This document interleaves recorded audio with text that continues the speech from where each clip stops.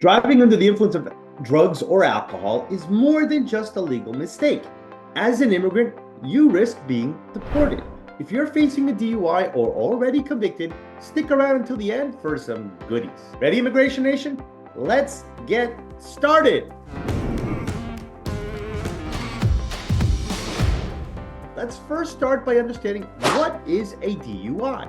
A DUI stands for driving under the influence of drugs or alcohol, and in the United States, it refers to, well, driving under the influence, or sometimes driving while intoxicated. It really depends on your state. Most call it a DUI, but some call it a DWI. Either way, it's considered a serious offense in most states after a police officer stops you, either for a traffic violation or driving erratically. They're going to conduct a sobriety test, such as walking in a straight line, following an object with your eyes looking for nystagmus, or performing a BAC test. BAC stands for blood alcohol concentration.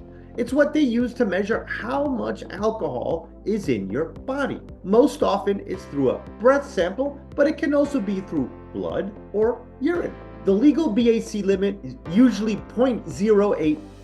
If your BAC is equal to or higher than 0.08, you're considered drunk and you will be arrested for a DUI.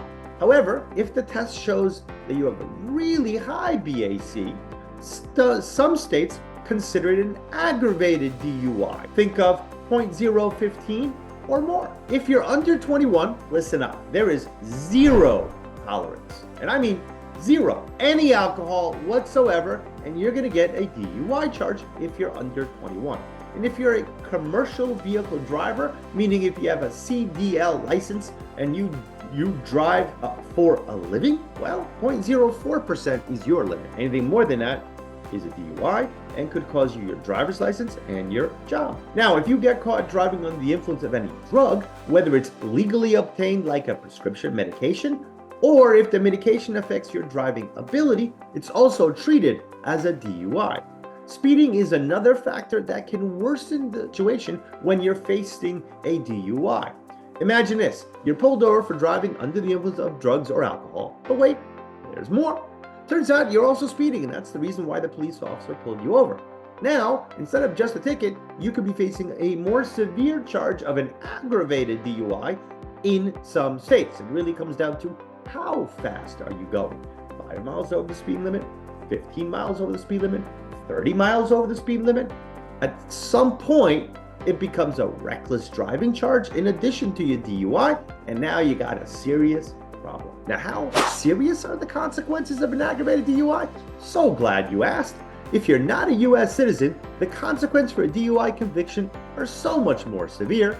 Having a DUI could make you inadmissible to enter the United States or could make it difficult for you to achieve any kind of immigration benefit, such as obtaining a work visa or approval of a lawful permanent residence application, or even force you to wait another 5 years until after the conviction to file for citizenship. In most cases, if you're found guilty of a single DUI conviction, you will not automatically be deported. However, you could be put into removal proceedings and the conviction would be a serious negative factor. If you have prior offenses, you may now face deportation and you may not even have a defense to removal and find your life in the US is now over. The penalties for aggravated DUI vary from state. Like New Jersey does not have aggravated DUI, but many do.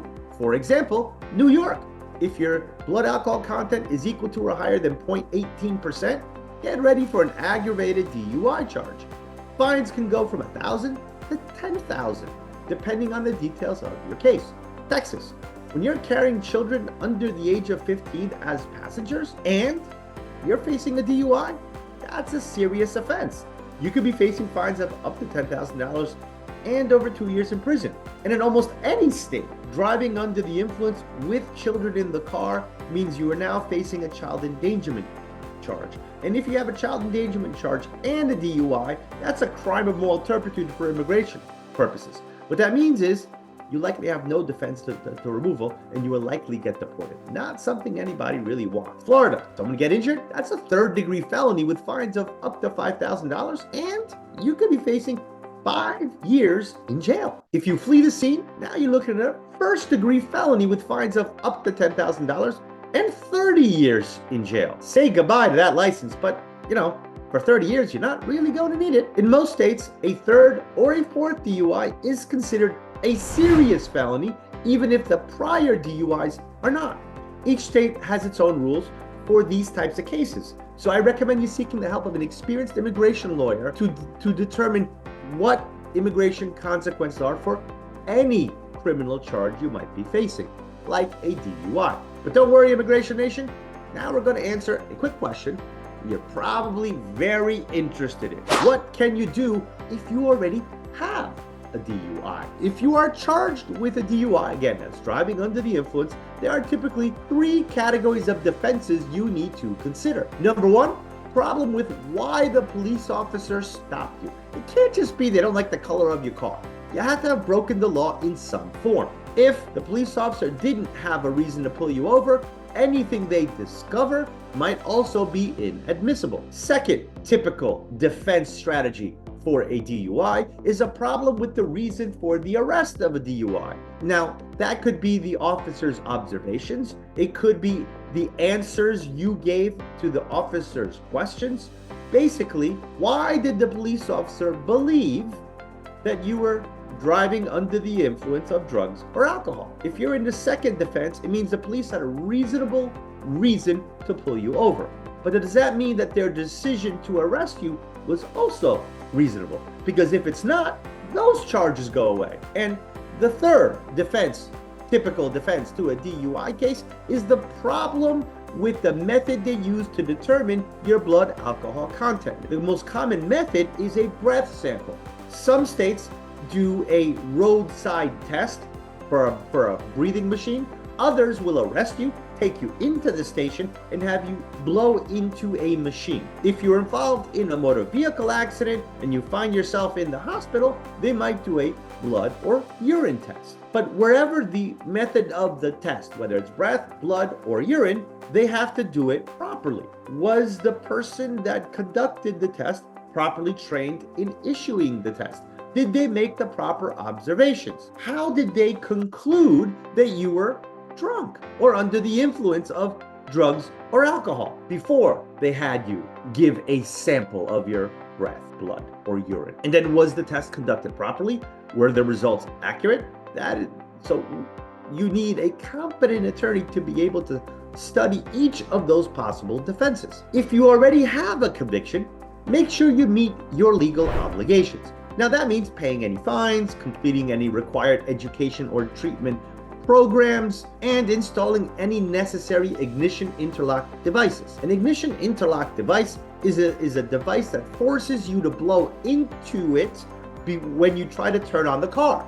If the machine reads there's alcohol in your blood, the car won't start. If you have a conviction already, what I was just talking about is what happens if you're arrested and charged with a DUI but not convicted. Now, if you already have a conviction, find the best DUI attorney you can and ask them to evaluate the possibility of post-conviction relief. Some states might call it a motion to vacate, but basically, you're looking for a way to undo your conviction. Now, the time for appeal is almost certainly past, so it's not as simple as just doing an appeal, and I'm not suggesting an appeal is easy. However, post-conviction relief or a motion to vacate requires you to find that there was a constitutional or procedural problem with your conviction. The mistake that the government did, either the prosecutor's office or the police department or a lab that was testing your blood, your urine, or your breath. So there's a problem with how you were convicted, and because of that, your conviction is improper. Now, this is not easy to do, but when a subsequent arrest means jail or deportation, we've been successful in undoing a prior conviction to avoid the worst outcome in a recent arrest. Take, for example, historically in New Jersey, a third conviction meant automatically 6 months jail. That means 180 days, no discretion for the judge. However, if the third DUI you're facing now, you don't have a good defense to, but your first conviction or your second conviction, maybe those were improper. So if you get a post-conviction relief and you're unable to undo the first or second conviction, then what would have been your third offense actually becomes only your second. And you're therefore avoiding automatic 180-day jail. Again, that's New Jersey, and that law has recently changed, so I'm using that as an example for you to understand. Every state is a little different. One thing you should never do is get an expungement. Never, never, never get your arrest expunged unless you're a U.S. citizen. The reason is simple.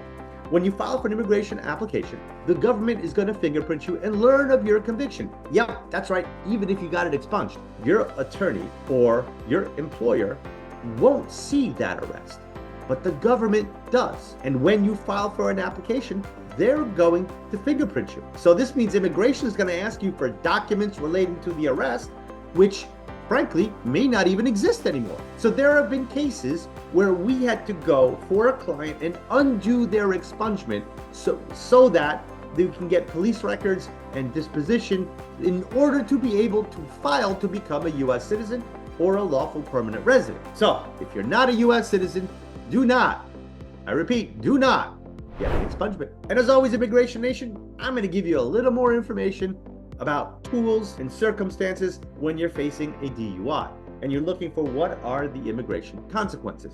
A tool that we use is the 953 method. So what does 953 stand for? 9 talks about the 9 principal paths to legal status. Assuming for purpose of conversation, you have one of those, like a U.S. citizen relative that's going to file for you or an employer that's going to file for you. So let's assume you have one of that. That's one of the 9. Now, you have to look at the 5 different things that could disqualify you.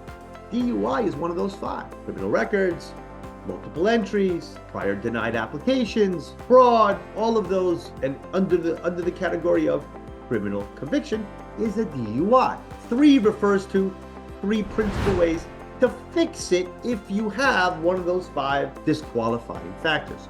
If you want more information about the 953 method or how to apply it to your case, take a look at the link below. We have a couple of videos that will help you understand it better. A DUI may be a hurdle on your path to the American dream, but remember, you're not alone. Don't give up. Keep moving forward with your process and seek the necessary tools to overcome your challenge and become a U.S. citizen. Don't hesitate to contact us if you need legal advice or have additional questions. Remember, we're in this together. Until next time. Hey, did you like the video? I invite you to watch another video where I share more tips on how to protect your reputation as an immigrant. Until next time.